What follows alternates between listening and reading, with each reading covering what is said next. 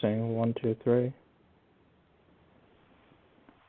We are here to discuss the pre-Brexit UK budget rebate from the UK time in the European Union.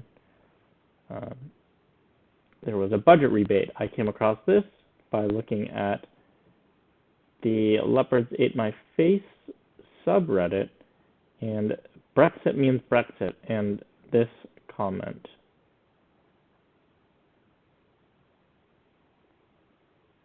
What always gets me is that the UK had one of the best deals with the EU before they left.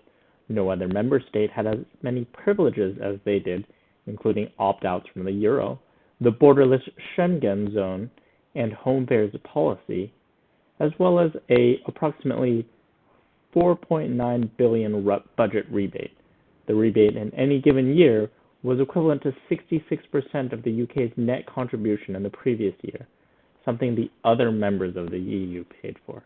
It's actually fucking crazy that they felt they were the victim in this. So let's read this BBC article about the UK budget rebate. Q&A. The UK budget rebate has Q&A. The UK budget rebate. The UK's EU budget rebate has no friends. The European Commission and the 26 other member states all want to do away with it. Even UK Prime Minister Tony Blair has described the rebate as an anomaly. The BBC News website explains why it came into existence and looks at the arguments for and against it. Topics. Why does the rebate exist? How big is the rebate? Who pays for the rebate? Who contributes most to the EU budget? Budget contributions and national income, the UK's growing prosperity, the UK's price for giving up the rebate. Why does the rebate exist? The UK won the rebate in 1984 after the then Prime Minister Margaret Thatcher threatened to halt payments to the EU budget. Quote, "We are not asking the community or anyone else for money," unquote, she said at a summit in Fontainebleau.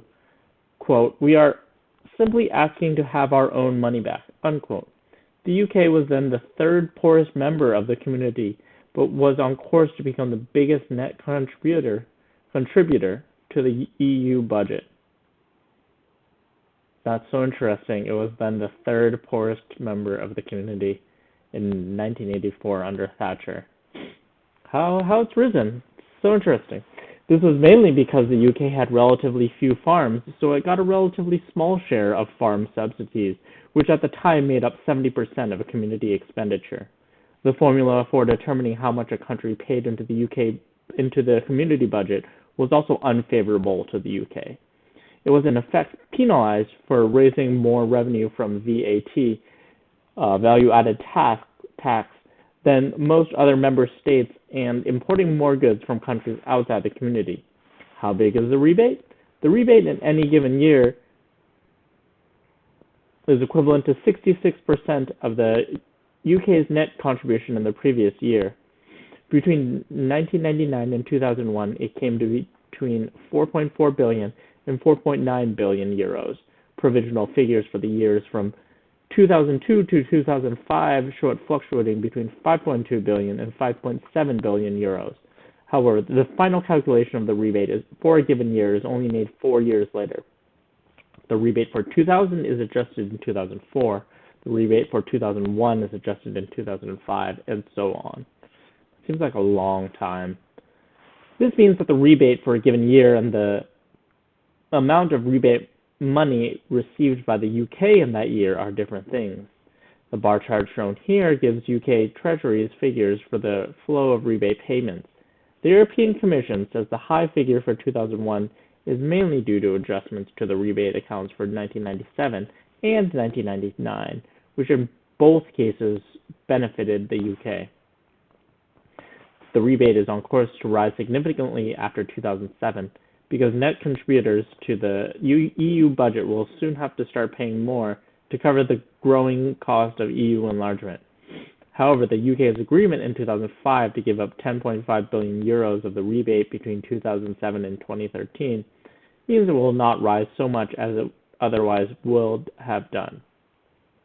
Instead of averaging about 7.7 billion per year, instead of averaging about 7.7 billion euros per year, it will now be closer to 6 billion euros per year. Who pays for the rebate? Broadly speaking, the UK's 24 EU partners pay for the rebate in proportion to the size of their economies. However, four major net contributors to the EU budget, Germany, the Netherlands, Sweden, and Austria, pay only a quarter of what would otherwise be their share. In other words, they have a rebate on the rebate. Doesn't make sense, but it's okay. The result is that France and Italy, between them, pay about half of the total. This may help explain why French President Jacques Chirac has campaigned so vigorously against the rebate. Altogether, the 10 new member states paid a total of 290 million euros towards the rebate in March. This may not be much, but they still resent having to contribute to the rebate of a country far richer than they are. Fair enough. The UK's European Commissioner, Peter Mandelson, said in June 2005 that it was surely wrong to ask the poorer new accession states to pay for any part of the rebate. However, some British experts disagree. One argues that as long as the poorer states remain net beneficiaries and receive a fair share of the EU funds, the question of how this share is calculated and whether or not they contribute to the UK rebate is a mere, quote, bookkeeping issue, unquote. Another argues that it is just as reasonable for the new states to contribute to the British rebate as to the, quote, French rebate, unquote, the payments made to French farmers or to the agricultural subsidies received by other wealthy countries, such as Denmark and Ireland. Who contributes most to the EU budget? Germany, with the largest economy in Europe, made the largest gross contribution in 2004. It also made the largest net contribution, the amount a country pays into the EU budget minus the amount it gets back in form of EU spending. I don't think that's not entirely unfair. However, the UK's net contribution would have been bigger even than Germany's had it not been for the rebate. Although France and Italy made a larger gross contribution, the EU also spent a lot more money in those countries than it did in the UK. If France had not paid 1.5 billion euros towards the UK rebate, its net contribution would have been just 1.6 billion euros, while without the rebate, the UK would have made a net contribution of 9.9 billion euros. As a result of the deal reached in December 2005 on the EU's future financing, the UK and France will make roughly comparable net contributions in the 2007 to 2013 period. Just looking at this graph here, so this is net contribution. Okay, so obviously payments from the EU will stay the same. Payments to the EU. Wow, that's an amazing amount of money that they saved. About $5 billion.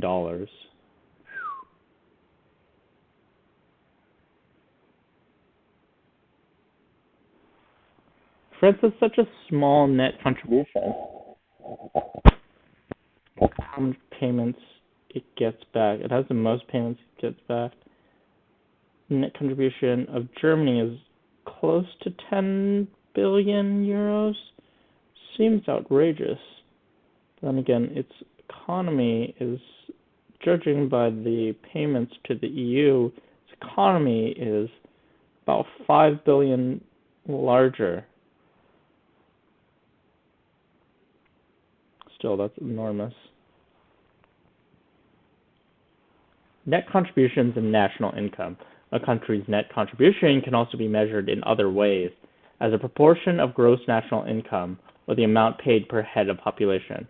On both these scales, the Netherlands came top in 2004, with a net contribution amounting to 0.68% of GNI, or 194 euros per capita, followed by Sweden and Germany.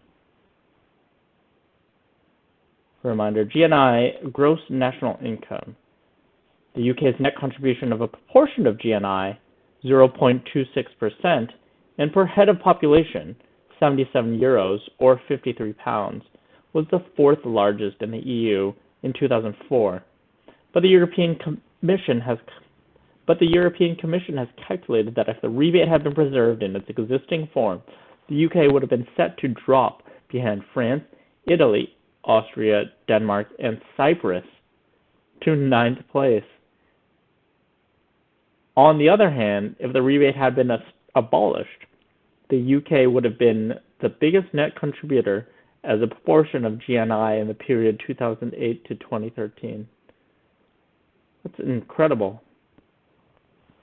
Behind Cyprus, Brexit is just looking worse and worse. Worse and worse. The UK's rising prosperity. The UK succeeded in winning its rebate in 1984 because it was one of the poorest countries in the EU, yet one of its biggest net contributors. The Fontainebleau Summit agreed that any member state shouldering a, quote, excessive, unquote, budgetary burden relative to its level of prosperity should qualify for a budget, quote, correction, unquote. However, the UK is now one of the richest countries in the EU. It is more prosperous than most of the old EU members, the EU 15, and a lot more prosperous than the 10 members which joined in 2004, the EU 10. Meanwhile, the amount of the EU budget spent on agriculture, the area where the UK loses out, has consistently declined. It accounted for 70% of EU spending in 1984, now it accounts for less than 50%, and it is destined to fall below 40% by 2010. The European Commission argues that it is unfair for the UK to get a rebate, while other net contributors, quote, with similar or lesser prosperity, unquote, do not. What does the UK want? In June 2005, Britain said it would give up the rebate if there was a fundamental reform of the EU budget, leading to the removal of the, quote, imbalances, unquote, which led to the creation of the rebate in the first place. It is also argued that, in order to meet the challenges of the 21st century, more money should be spent on research and less on agricultural subsidies. The deal on the 2007 to 2013 budget, agreed in December 2005, paves the way for a review of the EU budget, both spending and revenue, in 2008/2009, which will allow arguments about the rebate and farm subsidies to continue. The UK has talked about passing responsibility for some subsidies to farmers in poorer regions, which together make about 80% of the budget, back to national governments. Foreign Secretary Jack Straw told the UK Parliament in June 2005 that richer EU states should, quote, finance their own regional policies, unquote. He went on, quote, one proposal on this table to which we can certainly give some support is the nationalization of part of CAP spending. In other words, individual member states would be given greater responsibility for financing their spending on agriculture. Wow, what an amazing, amazing article.